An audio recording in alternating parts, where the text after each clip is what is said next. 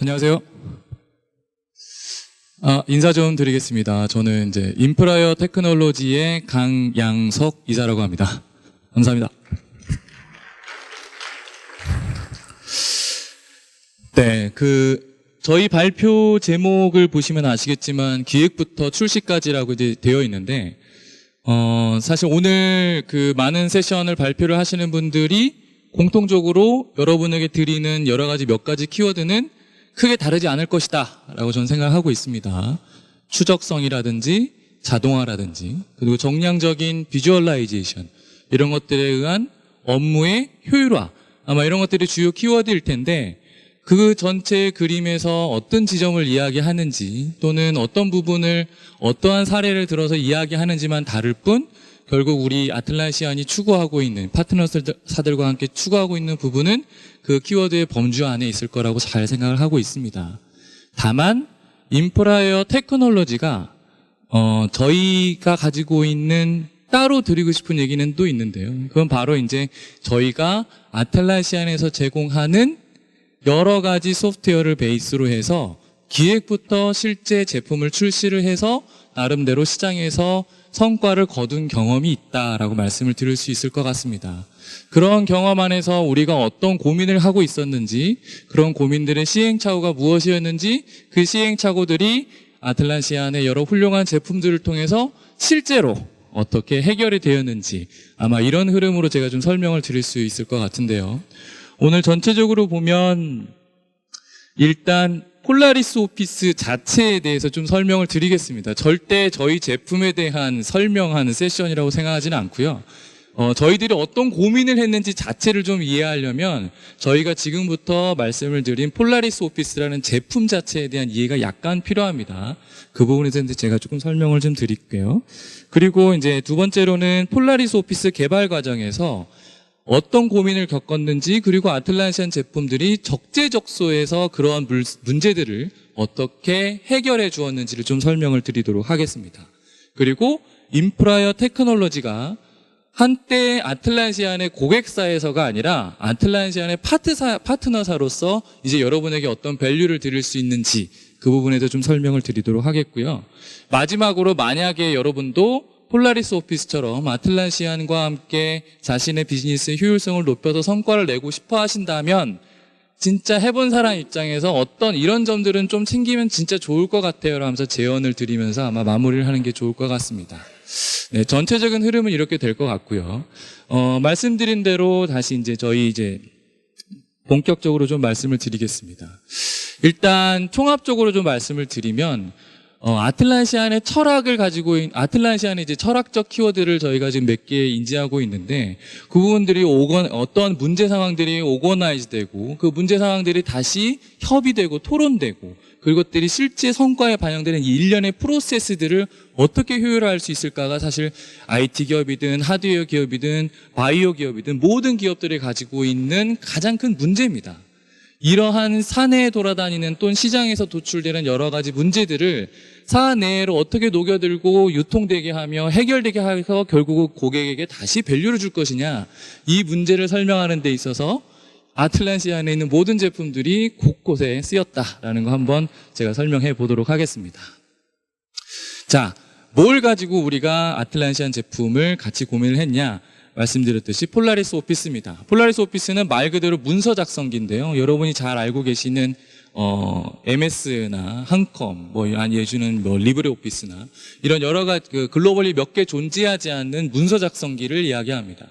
한국에는 대단하게도 이 어려운 소프트웨어를 한글도 저희 이 제품을 만들기도 하고, 폴라리스 오피스 아마 아시는 분들 많이 아실 것 같은데, 두 개의 회사가 글로벌리 약 5개도 되지 않는 벤더 중에 2개의 회사가 한국에 존재를 하고 있는데, 그 하나의 벤더가 이제 저희고요. 제품 이름은 이제 폴라리스 오피스입니다.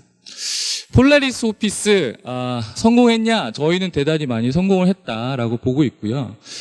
왜냐하면 현재 마켓에서 프리젠스가 그렇게 크지 않다는 건 저희도 인정을 합니다. 물론 최근에 인도 정부와 약 100억짜리 정도의 딜을 거의 막바지까지 이끌어내는 등 사실 한국 소프트웨어 역사에서 좀처럼 있을 수 없는 여러 가지 현상들을 성과들을 내고는 있지만 글로벌 전체 오피스 마켓 쉐어가 약 30조 정도 되거든요. 그 30조에서 얼마의 마켓 쉐어를 가지고 있냐 이렇게 물어보신다면 우리의 프리젠스는 아직 크지 않다라고 일단은 말씀드릴 수 있을 것 같습니다. 하지만 저희는 도전을 했고 지금 보시는 바와 같이 2017년도 예를 들면 구글의 프로덕티비티 카테고리에서 다운로드 수나 어떤 여러 가지 지표위에서 압도적인 1위를 달리고 있고 이런 추세들은 지금 지속되고 있는 상황이고요. 폴라리스 오피스는 출시한 지 2년 만에 글로벌리 한 200국에서 200여 개 국가에서 약 4천만 명 정도의 서브스크립션 고객을 모집한 실제 경험이 있습니다. 출시 2년 만에 4천만 명 정도의 유저라고 하면 사실 감이 안 오실 텐데 여러분이 너무나도 아끼고 사랑하시는 에버노트보다 산술적으로 봤을 때는 약 18배 정도 빠른 속도라고 보실 수가 있을 것 같습니다. 어느 정도 자신감 있다 이 정도만 이해를 해주시면 될 것 같고요. 그래서 결국 현재 상태에서는 웬만한 나라에는 현재 유저들을 다 확보를 하고 있고요. 240개 국가. 그리고 서비스에서는 약 5,300만 정도의 유저를 현재 확보를 하고 있고 지속적으로 계속 성장을 하고 있는 추세에 있습니다. 자, 그 폴라리스 오피스가 가지고 있는 자신감 있네 이 정도를 이해하시면 될 것 같은데 사실 오늘 제가 드리고 싶은 말씀은 그 내용은 아니고요. 오피스 제품에 대한 이해를 조금 하시면 우리가 왜 어떤 그런 고통들을 했는지를 이해하는 데 좀 편하실 것 같아서 오피스 제품에 대한 이해를 조금 드리도록 하겠습니다. 저희가 이제 고등학교나 학창 시절 때만 하더라도 오피스 제품은 CD에 담겨가지고 단품 형태로 많이 팔렸었죠. 이제 그걸 넌 클라우드라고 부르기도 하고 온프레미스라고 부르기도 하고 여러 가지 용어로 불리기 시작을 했는데 요즘 아시겠지만 MS536이라든지 아니면 폴라리스 오피스라든지 이렇게 오피스 자체가 클라우드와 연동을 되기 시작하면서 오피스 역시도 서비스화되기 시작을 했죠. 그래서 드리고 싶은 얘기는 결국 오피스라는 소프트웨어가 가지고 있는 본연의 복잡성에 더해서 클라우드 트렌드가 더해지면서 실제로 후발주자로서 오피스를 개발하는 인프라웨어 입장에서 봤을 때는 이 오피스라는 소프트웨어가 대단히 벅차고도 힘든 여정이었다는 겁니다. 보시는 바와 같이 오피스는 그 포맷 자체만 하더라도 여러분 잘 아시는 PPT 포맷도 있고 엑셀 포맷도 있고 여러 가지 포맷이 있지 않습니까? 이제 그 각각의 포맷에 담긴 기능들이 어마어마할 뿐만이 아니라 그런 포맷 자체가 많아요. 요즘은 이제 ODF라는 이런 형태의 새로운 유형의 이제 포맷들이 생기고 하나의 오피스가 그 여러 가지 포맷을 다 지원하다 보니까 포맷 자체가 많은 것도 중요하지만 그 포맷과 호환성을 유지하는 여러 가지 이제 기술적 문제들이 이제 생기기 시작을 합니다. 최근에는 클라우드가 되면서 공동 편집이라는 새로운 계가 열리기도 시작을 했고 그리고 고객이 어떤 사람이냐에 따라서 실제 오피스가 표준화되어 있을 것 같지만 사실 그렇지는 않습니다. 저희 폴라리스 오피스의 철학도 그렇고요. 기업이냐 개인이냐 공공이냐 아니면 교육용이냐 이런 부분에 따라 늘 커스터마이제이션에 대한 고객의 욕망이 있고 그것들을 다시 채워줘야 되기 때문에 이 오피스가 상당히 복잡성을 많이 가지고 있습니다. 잘 아시겠지만 여러분들 오피스의 기능 아마 다 세어본 적은 없으실 텐데요. 제가 숫자로 말씀드리지 않아도 실제 오피스 모든 포맷이 가지고 있는 기능의 수는 어마어마하고요. 중요한 건 여러분이 만약에 게임 소프트웨어를 이용을 하시면 사실 게임 소프트가 아무리 자유도가 높아도 그 기능 간에 어느 정도의 순서라는 게 이제 배열되는데 오피스 소프트웨어는 A라는 기능을 사용한 다음에 B라는 기능을 쓸지 D라는 기능을 쓸지 이 유저의 시나리오가 워낙 무궁무진하기 때문에 저 많은 조합값들을 어떻게 다 최고의 품질 수준으로 유지할지 이런 것들이 엄청 고민이 많이 됐습니다. 이외에도 iOS를 지원하거나 윈도우를 지원하거나 플랫폼에 의한 디멘전도 있고 여러 가지 디멘전이 있죠. 드리고 싶은 말씀은 사실 대한민국에 아니면 글로벌리 되게 복잡한 소프트웨어 벤더들 많이 계시지만 제가 봤을 때는 오피스 소프트웨어는 물리학적인 요소, 시각적인 요소, 그 다음에 여러 가지 복잡적인 내용들을 총합해서 정말 만만치 않은 소프트웨어다. 그리고 그 복잡도가 가지고 있는 비즈니스 프로블럼들이 너무 많았다. 제가 전에서 말씀드렸던 어떤 성과들을 이제 이뤄내기 전까지 그리고 결론적으로 다시 한번 짚어서 말씀드리면 아틀란시안이 정말 큰 도움이 되었다 정도 말씀드릴 수 있을 것 같습니다. 자, 이제 구체적으로 무슨 고민했었고 어떻게 아틀란시안 소프트웨어가 저희의 그 고민을 해결해 주었는지 말씀드려 보겠습니다. 큰 그림을 좀 볼까요? 그 일종의 수직선, 수평선이라고 보시면 될 것 같은데요. 왼쪽이 2010년이고 오른쪽이 이제 현재 상태입니다. 주황색 글씨로 표시된 부분은 저희의 비즈니스 마일스톤이었어요. 2010년부터 현재까지 저희가 비즈니스의 업태나 비즈니스의 핵심 역량 자체가 바뀌는 순간들을 저희가 기록을 해놓은 거고요. 그러한 핵심 역량이 바뀔 때마다 유연하게 대응을 하기 위해서 밑에 보시면 파란색이나 검은색 글씨로 되어 있는 부분이 어떤 아틀란시안 제품들을 썼은지를 저희가 매칭을 시켜놨습니다.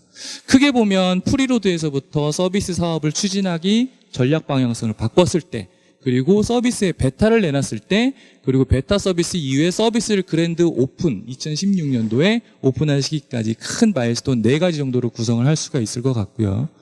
그때 어떤 소프트웨어들이 각각 쓰였는지는 차근차근 말씀을 드리도록 하겠습니다.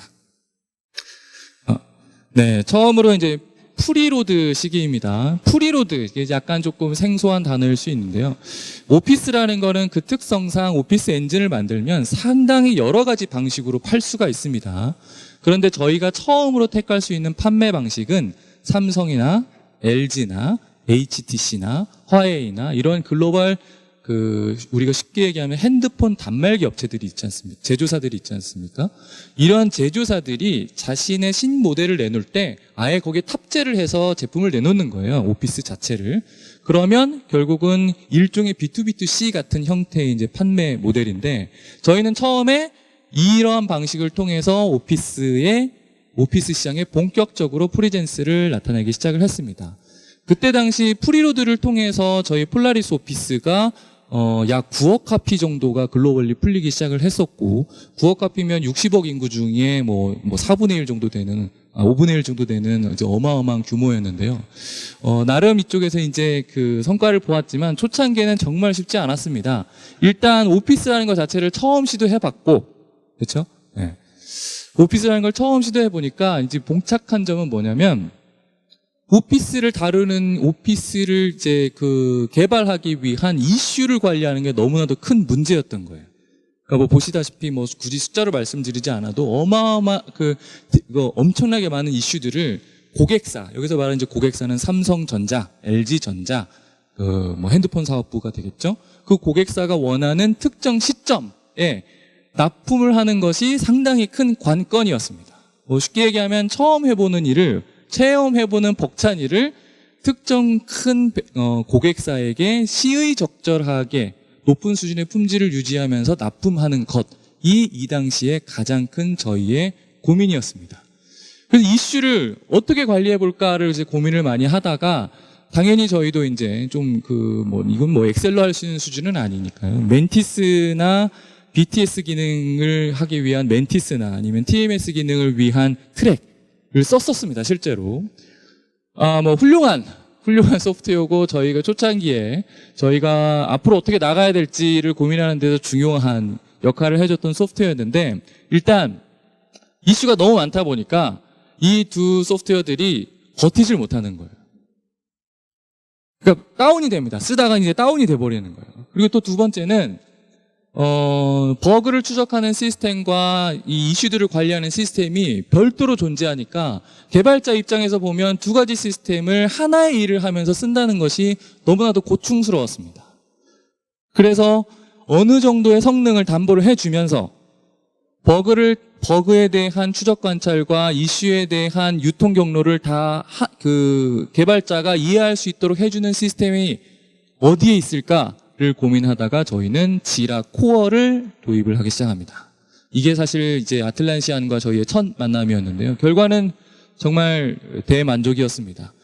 일단 대단히 안정적이었고, 개발자 입장에서 봤을 때는 코딩 이외에 그 어떠한 행정적이고도 이슈 관리와 같은 것들을 하나의 플랫폼에서 해결을 할 수 있었다.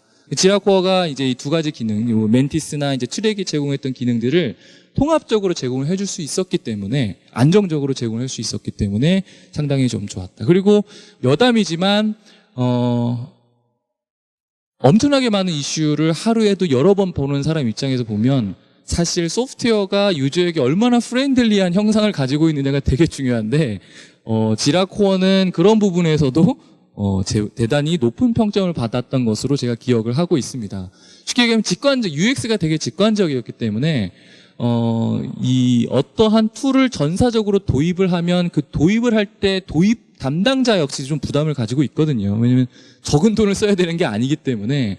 근데 일단 불편한 점을 해소했기 때문에도 좋았지만 단순히 불편한 점을 해소한 것 이상의 사용하기 편했다는 이런 그 추후적인 이제 코멘트들을 들었을 때 상당히 저희가 지라코어와의 만남 첫인상은 되게 좋았다라고 볼 수가 있습니다. 어떻게 썼는지를 이제 간략히 좀 설명을 드리면 제일 왼쪽에 캡처 화면이 이제 프로젝트 화면인데요. 이때 당시만 해도 약 100개가 넘는 프로젝트가 이제 돌아다니고 있었습니다. 저희 전사적으로. 프로젝트를 어떻게 정했냐에 따라서 100개도 될 수 있고 1000개도 될 수 있지만 어쨌든 프로젝트가 100개 정도 이제 돌아다니고 있었고 그때 프로젝트 하나하나마다 건강 상태를 체크하고 어떤 이슈가 누구에게 언제까지 해결해야 되는지 이러한 것들을 일목요연하게 볼 수 있는 판이 저에겐 너무나도 필요했어요. 예를 들면 지금 사실 좀 보이지는 않으실 텐데 스테이터스 서머리라든지 현재 오픈된 이슈가 몇 개야? 인 프로그레스 얼마야? 아마 이런 화면들은 아마 오늘 하루 종일 많이 보시게 될 거지만 저희는 100개 정도 되는 프로젝트를 나름 잘 그때 당시 안정적으로 할 수 있었던 거는 지라코의 역할이 되게 컸습니다.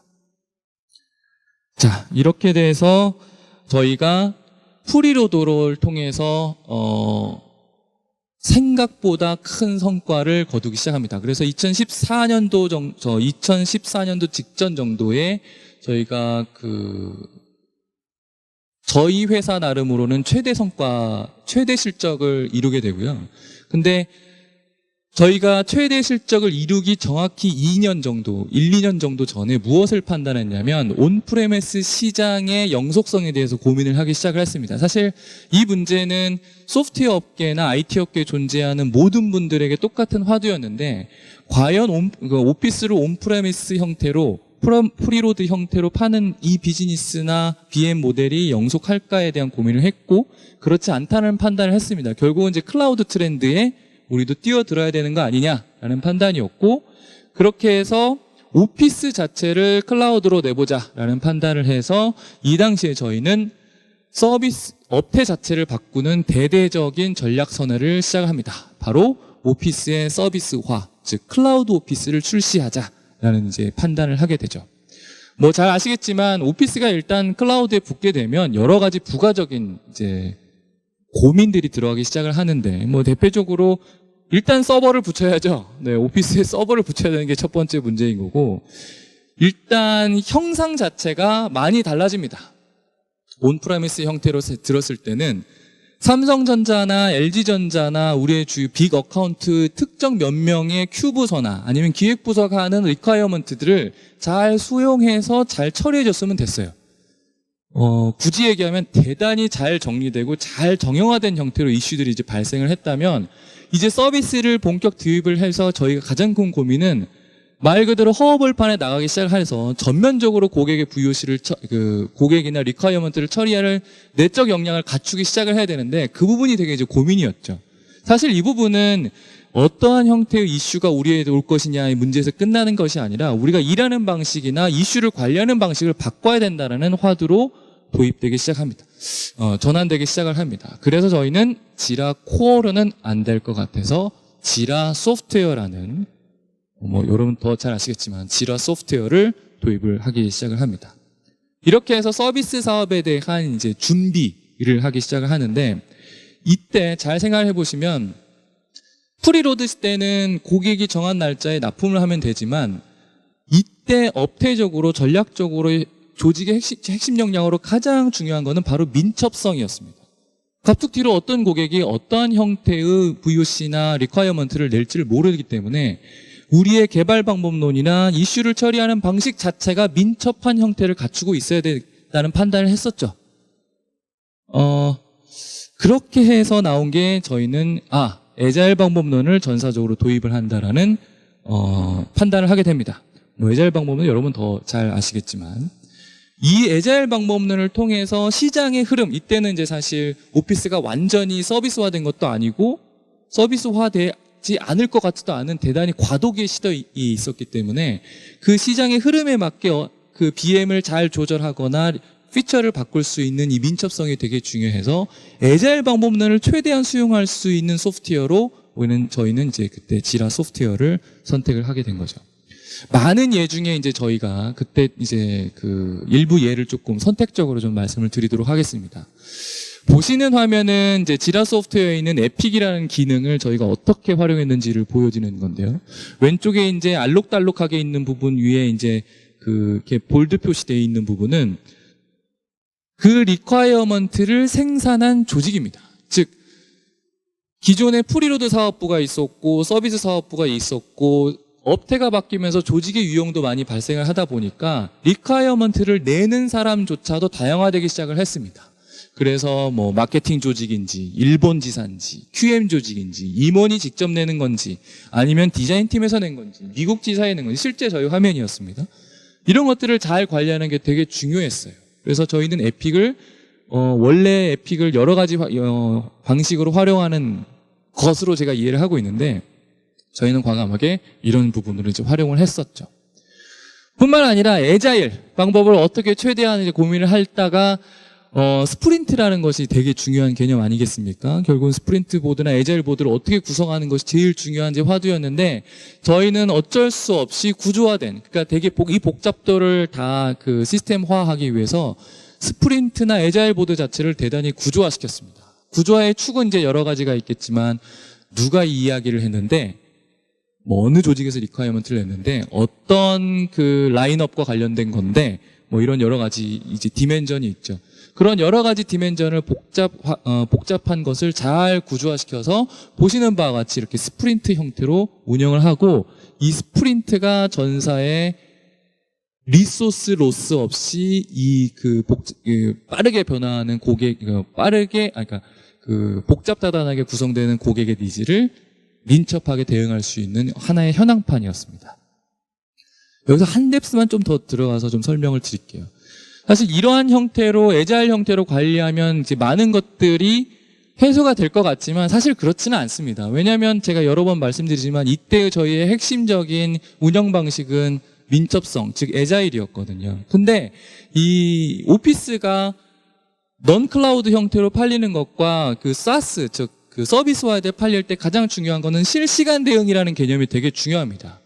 실시간 대응을 하기 위해서는 업무의 진척도나 업무의 진행 상황을 이렇게 이렇게 간트 차트 형식으로 관리를 해서는 실시간 대응의 시급성을 인지도 할 수도 없고 어떻게 대응의 우선순위를 결정을 할 수가 없어요.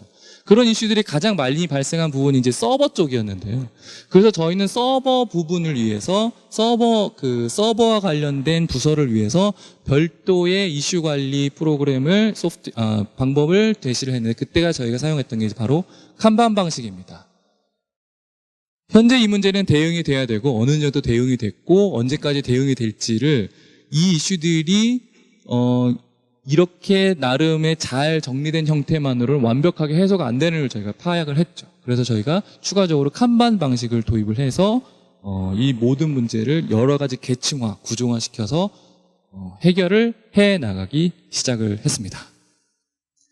자, 그래서 드디어 저희가 서비스 사업을 추진하기 위한 서비스 사업을 추진하기로 했고 동일한 시기에 저희가 한번 다른 이제 고민을 하기 시작을 했는데 방금 말씀드렸듯이 비즈니스 모델에 따라서 조직 구조 자체가 이제 분화되기 시작을 한 거죠. 옛날에 저희 회사를 최고 전성기로 이끌었던 프리오도 사업부는 여전히 존재하면서 서비스 사업을 시작하는 서버나 여러 가지 마케팅 부서나 이런 조직은 신생으로 생겨나게 되고 그런데 오피스라는 거는 하나의 엔진에서 나오는 여러 가지 베리에이션에 불과한 건데 이러다 보니까 하나의 이슈는 결국은 모든 제품에 영향을 미치지만 그것들을 내는 조직은 여러 개 다양화되고 그러니까 이제 조직 구조가 엄청 복잡해지는 거예요. 이건 결국은 단순히 이슈를 처리하는 문제가 아니라 조직 내에서 커뮤니케이션을 어떻게 유연하게 할 거냐라는 이제 문제로 저희가 이제 봉착을 하기 시작을 합니다.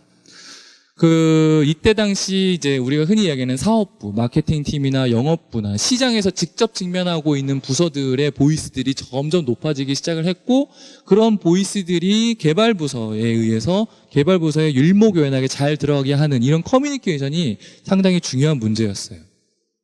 그래서 저희는 지라 소프트웨어뿐만이 아니라 이때 컨플루언스와 힙챗을 같이 도입을 하게 됩니다.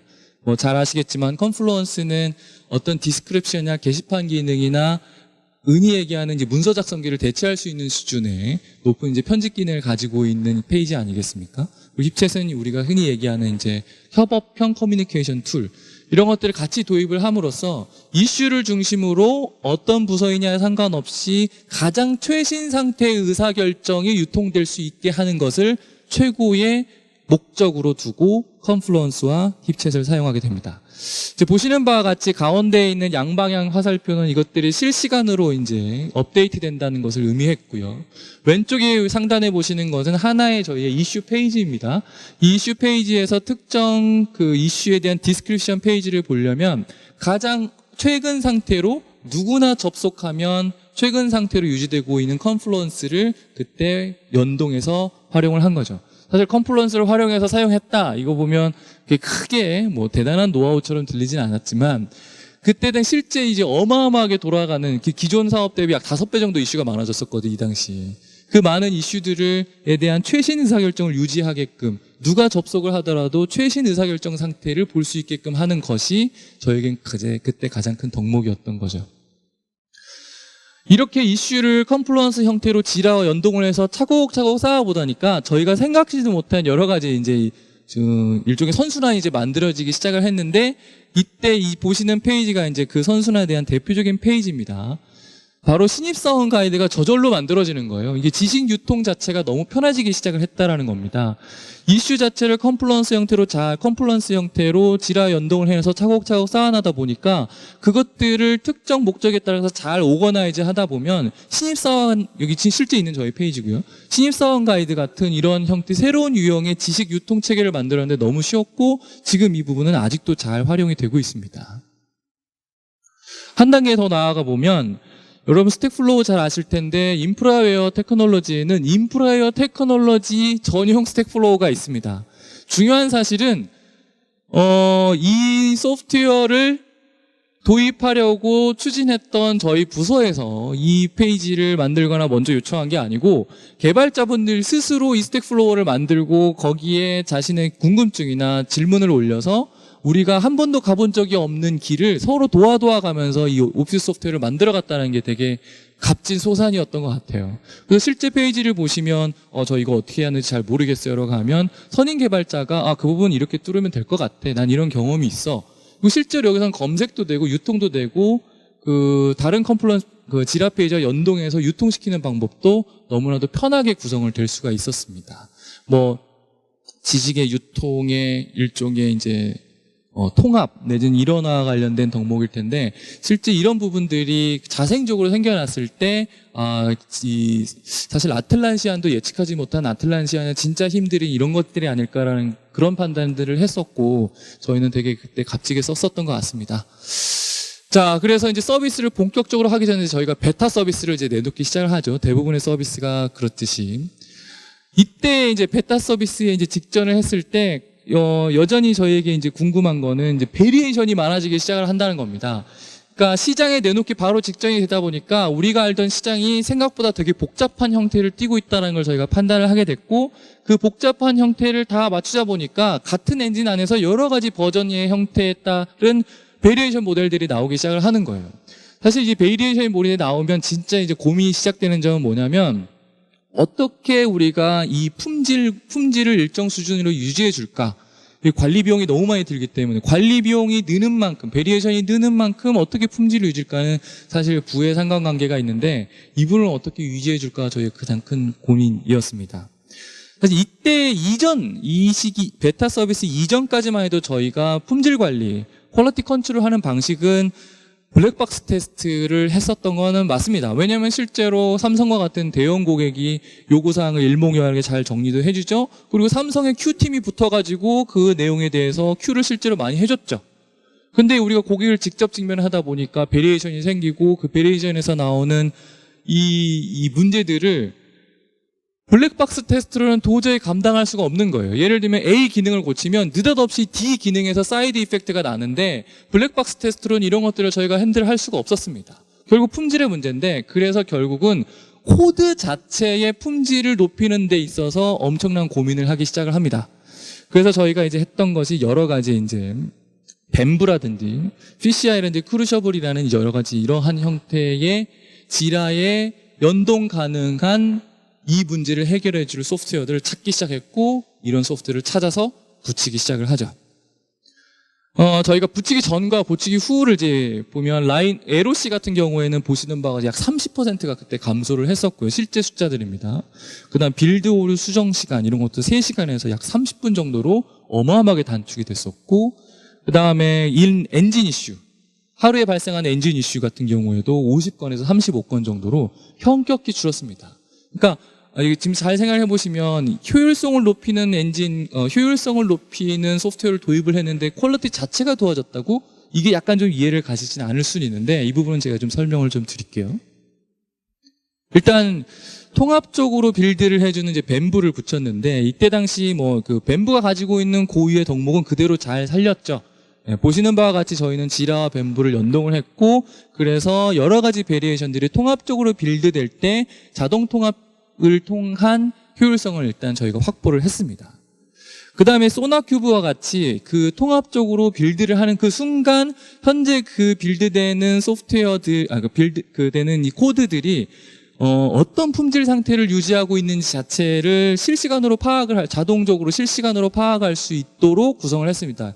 사실 이게 지금 그 퀄리티 컨트롤이나 그 개발을 리딩하는 부서 입장에서는 엄청나게 왜냐면 이게 베리에이션이 너무 많다 보니까 빌드도 많고 릴리즈도 많고 너무 많아진 거예요. 사실 회사에 그 오피스 소프트웨어 하나만 만들면 될 거 아니야라고 생각하지만, 제가 설명드리지 않았지만 베리에이션이 정말 많거든요. 시장이 워낙 이제 복잡다단하게 움직이고 있었으니까.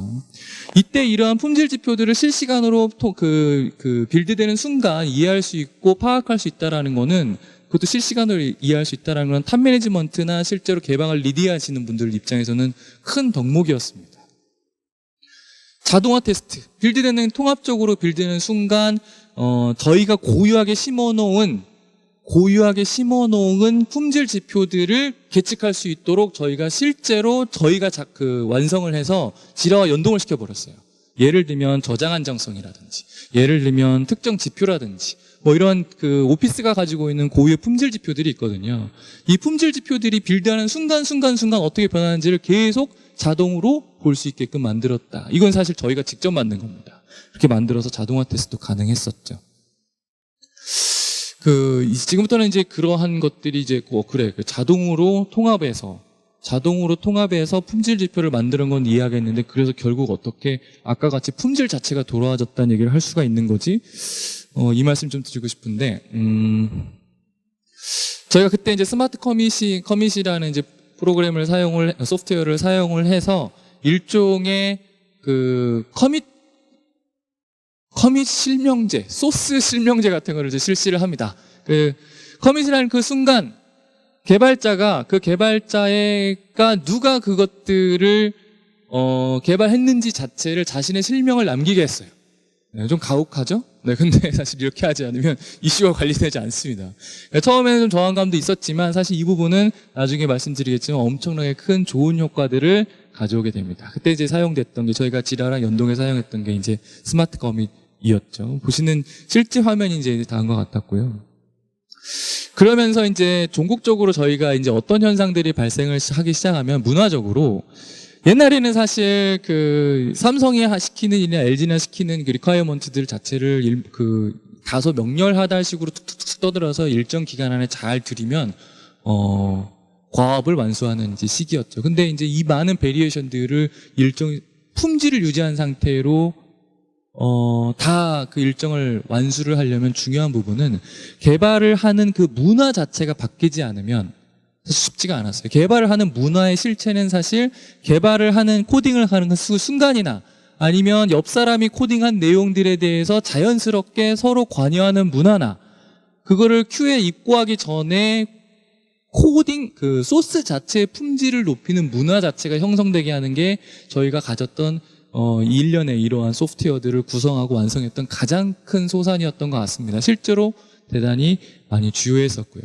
그래서 피어 리뷰나 이러한 여러 가지 저희가 예측하지 못했고 사실 생길 거라고 기대도 하지 않았던 여러 가지 문화들이 생긴 거예요. 왜냐하면 당연히 빌드하다가 페일러가 나면 이거 누가 한 거야? 라는 걸 찾아볼 수밖에 없게 되고, 그러다면 그 사람을 위시로 한 많은 사람들이 그 이슈를 결국 같이 직면하기 때문에, 개발자에 의한 개발자의 큐, 이러한 그 좋은 문화들이 생겨서 결국은 제품을 생산하는 단계에서 품질에 대한 고민을 하게 되는 것이 사실 저희가 가졌던 큰 품질을 유지할 수 있었던 그 소산이었다고 생각합니다.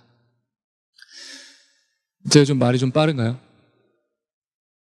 네. 괜찮으시면 계속 좀 설명을 드리도록 하겠습니다. 자, 그래서 드디어 저희가 그랜드 오픈을 하게 됩니다. 고객을 이제 직면하게 되죠. 지금까지 설명드렸던 많은 내용들은 고객을 아직 직면하는 단계는 아니었어요. 일부 그 대형 B2B 어카운트에서 오는 리퀘어먼트 설명을 드렸을 뿐인 거지, 사실 CS, 말씀드렸듯이 저희가 지금 글로벌리 5,500만 명 정도의 고객을 데리고 있는데, 이때 당시만 5,500만 정도를 데리고 있는데, 그게 불과 3년 만, 그리고 4천만을 저희가 모으는 데는 불과 2년 만에 걸렸거든요. 아시겠지만 2년 만에 4천만의 고객을 모으면서 그 고객들이 쏟아내는 CS 이슈라는 거는 어마어마한 이슈였습니다. 그게 오피스 자체 이슈기도 하고, 오피스와 연동된 클라우드 서버와 관련된 이슈기도 하고, 심지어는 그게 UX 문제기도 하고, 어떻게 보면은 그냥 제품의 전반적인 그냥 불퉁거림일 수도 있고, 정말 복잡 다양한 그 내용 자체를 정형화시킬 수 없는 형태의 CS가 밀려 들어오기 시작을 합니다. 죄송한 말씀인데 글로벌리 이런 CS 이슈를 다 처리해본 기업이 우리 소프트웨어 중에 몇 명이나 있을까가 고민이 될 정도. 왜냐면 그때 당시 저희 이 노하우를 가진 기업들 되게 많이 찾고 있었거든요. 그랜드 오픈과 함께 이제 VOC가 어마어마하게, 지금 CS 이슈가 어마어마하게 저희가 증가를 하기 시작을 하게 되고요. 이때 저희가 CS 이슈가 실제로 그러니까 CS를 유연하게 잘 처리를 해서 그 CS 이슈가 다시 고객을 만족시키고, 그 고객을 만족시키는 과정에서 다시 품질이 좋아지는 이 선순환이 여기까지는 왔지만 다시 앞으로 나아가는데, 개발을 하는 데 있어서 우리의 속도를 얼마나 줄일 수 있을 때 최대의 관건이라는 걸 깨닫게 됩니다.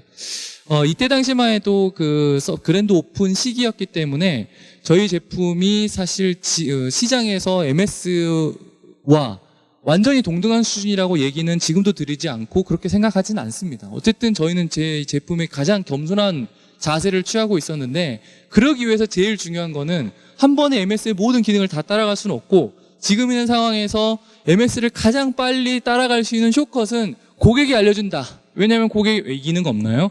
이 기능 왜 안 돼요? 라는 결국은 그 고객들이 가지고 있는 불편함에서 우리가 가장 먼저 챙겨야지만이 가장 적은 리소스를 투입한 상태에서 고객의 만족도를 올릴 수 있는 거였기 때문이죠. 옛날엔 삼성이 다 정리해서 줬는데 이제는 그걸 저희가 고객의 입장을 잘 수렴해야 되는 거예요. 이러다 보니까 저희가 그때 도입한 게 바로 지라의 서비스 데스크라는 소프트웨어를 이제 지라에 연동을 하기 시작을 하고요. 차곡차곡 지라 소프트웨어를 기반으로 해서 하나하나씩 붙여나간 거죠. 그래서 어떤 버그가 발생을 하면 일반적인 CS 프로세스입니다. 저희의 노하우는 아니에요. 버그가 발생하면 VOC가 당연히 발생을 하죠.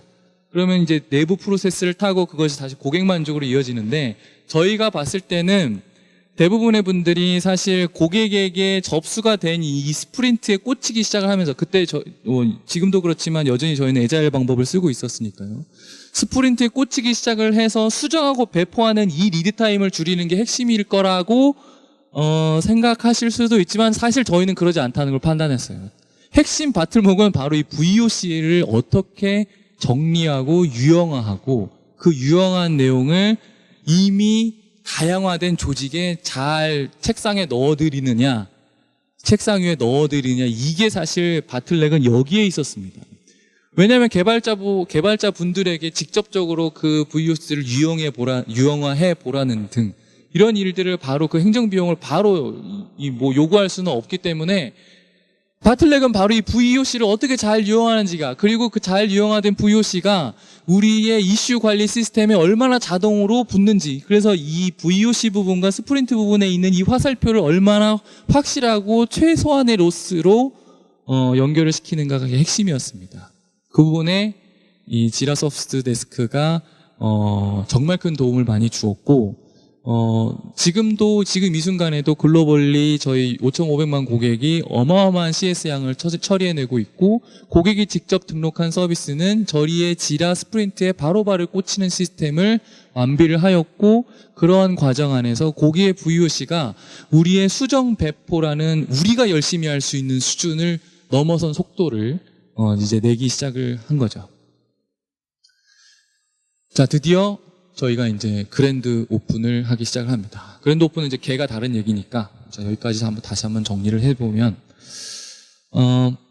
오피스 소프트웨어 만들기 쉽지 않았고요. 지금도 일정 성과는 있지만 앞으로 온 길보다 가야 할 길이 한 100배 정도는 더 많을 거라고 생각을 하고, 왜냐하면 단순 계산을 해도 오피스 소프트웨어는 글로벌리 30조 되는 시장인데 저희가 1조를 벌고 있지는 않고 있기 때문에 훨씬 갈 길이 멀다라고 생각을 하고 있습니다. 다만 갈 길은 멀지만 갈 수 있냐라는 질문에는 충분히 갈 수 있다라는 저희 나름의, 또는 시장에서 증명해준 여러 가지 증거를 저희가 확인을 할 수가 있었는데, 잘 생각을 해보니까 오피스의 이 복잡다단한 내용을 한 번에 완성을 할 수가 없었고, 여러 가지 BM 중에 작은 BM을 조금씩 확장해 가면서 그 각 BM들이 가지고 있는 고유의 고민들이 있었는데, 그 고민들이 사실 지금 와서 생각해보면 뭐 별거 없어요. 이슈가 많은 걸 어떻게 해결하지?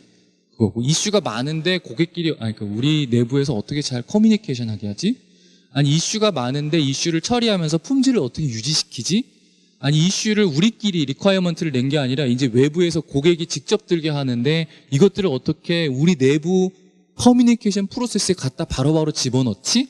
상당히 단순한 문제들이거든요. 근데 이 단순한 문제들을 해결하는데 지라 소프트웨어들 군이 정말 많은 도움을 주었습니다. 그리고 지라가 가지고 있는 그 지라 서드 파티와의 연동성은 정말 컸던 것 같아요. 예, 뭐 아시겠지만 뱀부나 피시아이나 이제 크루셔블 같은 이런 소프트웨어들이 바로바로 연동이 돼서 비단 지라뿐만이 아니라 지라가 가지고 있는 이 확장성이나 유연성들이 제 생각에는 좀 웬만한 소프트웨어 기업들이 가지고 있는 고민들은 어느 정도 다 해소해주지 않을까라는 고민을 하게 됐죠. 그게 사실 저희 현재 상태의 가장 그 결론이고요. 그리고 한 가지 꼭 짚고 싶은 부분은 바로 문화에 대한 부분입니다. 우리가 어떤 문제를 해결을 하냐에 따라서 어떤 툴을 도입을 하긴 하지만, 역으로 얘기하면 어떤 툴을 도입했느냐에 따라서 우리가 일하는 방식 자체가 바뀐다는 거를 직접 목도했다라는 거, 이게 되게 중요했고, 사실 사용하다 보면 이 아틀란시안 그룹이 어떠한 철학을 가지고 있는지를 되게 잘 읽을 수가 있어요. 지라를 이렇게 사용을 하다 보면. 아까도 제가 초두에 말씀드렸지만 문제를 오거나이즈하고 디스커스하고 컴플릿하고 성과를 내는 이 일련의 프로세스들을 많이 사용을 하다 보면 이 철학 자체를 얼마나 중요하게 생각하는지를 그 곳곳과 구석구석에서 저희가 확인을 할 수가 있었습니다. 그래서 이제 그 프로세스들을 어느 정도 저희가 지금 잘 답습을 해서 이용을 할 수가 있어서 드디어 이제 서비스를 이제 그랜드 오픈하기 시작을 합니다. 서비스를 저희가 그랜드 오픈을 하게 되면 지금부터는 사실 그 개발과 관련된 이슈라기보다는 여러분들 회사에 계시는 탑 매니지먼트들, 예를 들면 CXO급들, CEO, CTO, CFO, CMO 이런 분들 계시지 않습니까? 이런 분들이 가지고 있는 고민이에요. 그러니까 사실 우리가 개발을 어떻게 최선을 다해서 잘했을까도 이제 고민이 됐지만, 이제부터 중요한 거는 탑 매니지먼트들이 이 환경에서 어떻게 하면 저 많은 프로젝트 안에서 좋은 의사결정을 할 수 있을까라는 새로운 영역의 고민이 시작을 합니다. 그러면서 사업 분석을 위한 지표, 이게 단순히 어떤 개발의 코드의 품질이라든지 스프린트의 완성률이라든지 이런 것들을 얘기하는 게 아니라, 진짜 회사가 가지고 있는 재무 지표라든지 관리 지표라든지 이런 것들에 대한 니즈까지 확산을 하기 시작을 한 거예요. 근데 저희는 그때 어떤 경험을 가지고 있었냐면, 정말 복잡한 개발 이슈들도 지라 소프트웨어 같은 툴을 잘 활용을 하면 잘 해결이 되더라라는 경험과 노하우를 이미 가지고 있었죠. 그렇기 때문에 개발에서 최적화된 툴 자체를 사업을 관리하는 툴로 끌어오기 시작을 합니다. 예. 근데 이때 저항감이 전혀 없었던 것은 사실 저는 이제 관리부서, 그러니까 CEO, 굳이 얘기하면 CEO인데요. 이제 관리부서 입장에서는 개발 환경에 사용하는 툴을 가져온다는 것 자체가 쉬운 결정은 아니에요. 그때 그 화면의 복잡성이나 이런 것들을 쉽게 이해할 수는 없거든요. 저는 코딩 한 줄도 해본 적이 없습니다. 고백드립니다. 네. 근데 워낙 개발 환경 쪽에서 그 훌륭한 노하우를 가지고 있고 확신이 있었기 때문에 이 툴을 이제 저희가 도입을 하기 시작합니다. 왼쪽에 보시는 페이지는 저희가 이제 그 전사에서 돌아다니는 프로젝트를 관리하는 툴이고 실제로 저희 회사에 돌아다니는 툴입니다. 이제 보안 목적상 저희가 약간 블러링해서 처리를 했는데 이 한 페이지에 어떤 정보들이 담겨 있냐면 일단 이 한 페이지는 프로젝트 하나를 의미하고요. 여기서 이 프로젝트는 개발 프로젝트가 아니라 사업 프로젝트를 의미합니다. 예를 들면 사스 오피스로 러시아 정부 납품 이런 형태의 사업 프로젝트예요. 그러면 사업 프로젝트와 관련된 PM군과 키롤을 하는 사람들이 연동되어서 그 아레나를 명확히 하는 형태, 그리고 그 아레나별로 어떤 펑션을 가지고 요 부분이 이제 PL이나 PM이 되겠죠. 개발 책임자는 누구고, 마케팅 담당자는 누구고, 품질 책임자는 누구고, 이런 부분들이 다 배정이 됩니다. 이 배정이 되면 중요한 건 뭐냐면 아레나이 명확해지죠. 아레나이 명확해지면 제가 나중에 말씀드리겠지만 CEO 입장에서 뭐가 좋으면 나중에 성과평가하기가 너무 편해져요. 이 페이지만 보면 되니까. 컴플런스의 최대 장점은 히스토리 관리도 해줘요. 그러니까 이게 너무 편한 거예요. 사람 매칭돼 있죠. 여기 보면 목적 기술을 하게 되어 있습니다. 목적. 그러니까 넌 이 프로젝트를 왜 만든 건데? 라고 탑 매니저먼트가 물어볼 때 이미 딱 20자 정도로 간략하게 적어놓죠. 그리고 종료 조건은 무엇이고 성과 측정은 뭘로 받을 거라는 것을 이미 기입을 해놓죠. 그리고 그거와 관련된 마일스톤들을 시계열에 따라서 이렇게 일목요연하게 정리를 해놓습니다. 더 재밌는 거는 그 밑에 이 프로젝트가 진행이 되려면 어떠한 스프린트 애자일 보드가 연동이 되어 있는지를 실시간으로 볼 수 있도록 연동을 해놓습니다. 그러면 만약에 이 프로젝트가 고객과 계약이 안 되고 있어요 라고 봤을 때 애자일 보드를 딱 봤을 때 개발이 진척도가 안 된 건지 영업부서가 못한 건지를 죄송합니다. 대번에 알 수 있어요. 그 밑에 또 재밌는 사실은 뭐냐면 관리회계 정보를 밑에 붙여놓습니다. 관리회계 정보는 이 프로젝트에 현재 어느 정도의 멤버스가 들어가 있고 앞으로 얼마 정도의 멤버스가 들어갈지를 한 번에 여기 붙여놓은 거죠. 여기 이때 당시 저희가 도입했던 대단히 유효했던 게 EGBI인데요. EGBI는 사실 이런 복잡하다는 내용을 탑 매니저먼트가 바로 볼 수는 없으니까 비주얼라이제이션을 해야 되는 덕목이 필요했죠. 그때 정말 EGBI는 지라 안에서 날아다녔던 것 같아요. 정말 탑 매니저먼트가 쉽게 이슈와 현황을 파악할 수 있도록 잘 정리했었어요. 그래서 이 한 페이지를 보면 그간의 저희의 경험을 바탕으로 봤을 때 목적이 뭔데? 누가 그 목적을 위해 일하고 있는데? 어느 정도 진척이 됐어? 개발은 돈 얼마 썼어? 얼마나 더 쓸 거야? 이런 것들을 실시간으로 파악할 수 있었다는 게 저희의 가장 큰 장점이었던 것 같습니다. 이게 다 멘티스부터 시작한 시행착오가 지라 소프트웨어를 기반으로 해서 붙여서 하루 만에 완성된 건 아니고요. 켜켜이 쌓인 경험에서 완성된 거라고 보고 있습니다. 그래서 저희는 사실 데브옵스를 완성을 합니다. 약간 좀 과장되게 얘기하면 데브옵스 뿐만이 아니라 비즈옵스까지 이제 완성을 하게 된 거죠. 플랜하고 이스큐트하고 모니터하고 다시 피드백 받고 다시 플래닝하는 그 과정 자체를 개발과 사업을 운영하는 그 모든 자체를 하나로 연동을 하기 시작합니다. 돈 관리도 이 안에서 될 수 있게끔 구성을 해놨고요. 자, 줄기차게 달려왔는데요. 이제 한 템포 뒤어서 인프라의 테크놀로지가 가지고 있는 저희의 경험을 기반으로 한 앞으로의 계획을 좀 말씀드리려고 합니다. 저희가 지금까지 온 길은 왼쪽에 보시는 두 가지의 박스였어요. 폴라리스 오피스 자체를 만들기 위해서 아틀란티안이 가지고 있는 여러 가지 제품들을 총동원해서 데브옵스를 완성했습니다. 지금도 돌아가고 있고요. 그리고 나서 그룹사에 저희가 이미 확장을 했습니다. 저희 이제 셀바스, 인프라이어 테크놀로지가 속해 있는 그룹사 이름을 셀바스 그룹이라고 하는데 셀바스 그룹에는 상장사가 4개 정도 있습니다. 인프라이어 테크놀로지 말고. 그 테크놀로지 회사 중에는 완전히 하드웨어 기업도 있어요. 그 하드웨어 기업에도 이미 지라 체계가 도입이 되고 현재 상태에도 지라를 통해서 하드웨어 기업에서도 이슈 관리가 되고 있습니다. 결국 인프라에서 폴라리스 오피스를 만드는 그 경험을 심지어는 하드웨어 기업까지 이슈 관리하고 비즈니스 이슈들을 관리하는 체계까지 완성을 해낸 거죠. 현재 저희가 왔던 부분은 이 부분이고요. 저희는 이 경험을 소원컨대 여러분과 꼭 함께 같이 하고 싶습니다.